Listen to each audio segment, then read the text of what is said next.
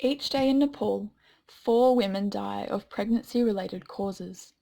In this low-income country, cultural taboos, a lack of awareness on maternal health, a low literacy rate and limited access to health services cause women and babies to suffer unnecessarily.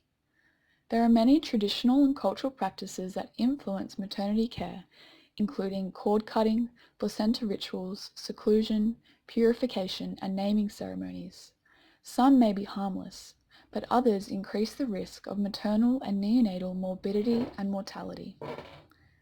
Many households use unclean appliances such as sickles or razor blades to cut the umbilical cord, which can increase the risk of infection and sepsis. In traditional practice, a cloth is inserted into the woman's mouth to cause nausea and is thought to expel the placenta, which is later buried.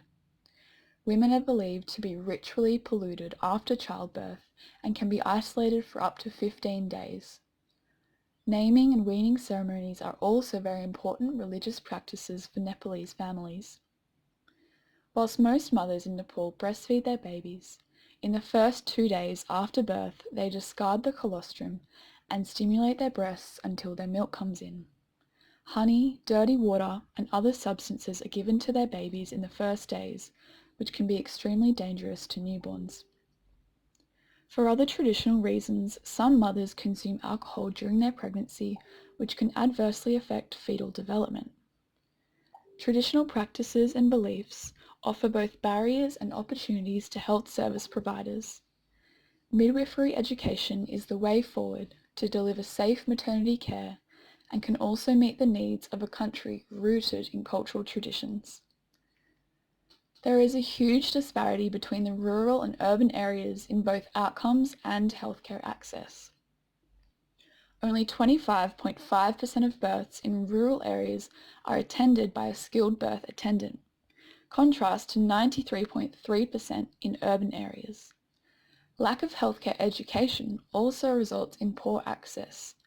For example, skilled birth attendants may be available to local villages. However, they are rarely called in favour of female attendants such as relatives or village elders.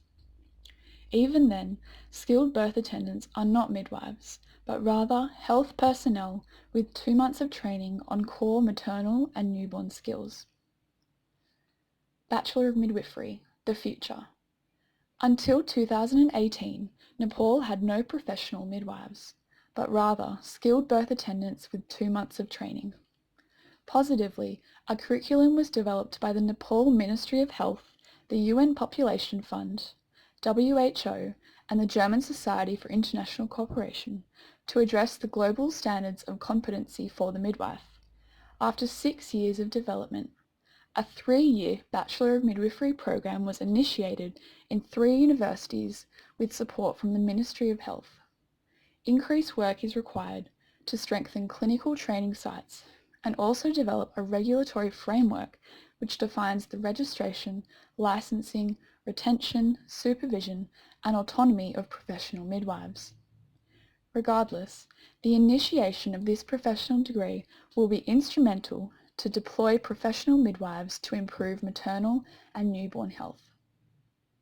However, the Nepal national strategies and health sector plans do not reflect midwives as a separate profession from nursing, which meant that regulatory bodies are unable to regulate that midwives are educated according to international standards and that they have access to professional development and work within a clear scope of practice. One wider challenge in Nepal was the perception of the Nepalese society that they could not distinguish between nursing and midwifery. This resulted in minimal public support as an independent midwifery profession. As well, whilst midwifery in Nepal is supported by the global ICM standards, these documents really have no national policy implementation or long-term commitment from the government to establish midwifery as an autonomous, independent profession.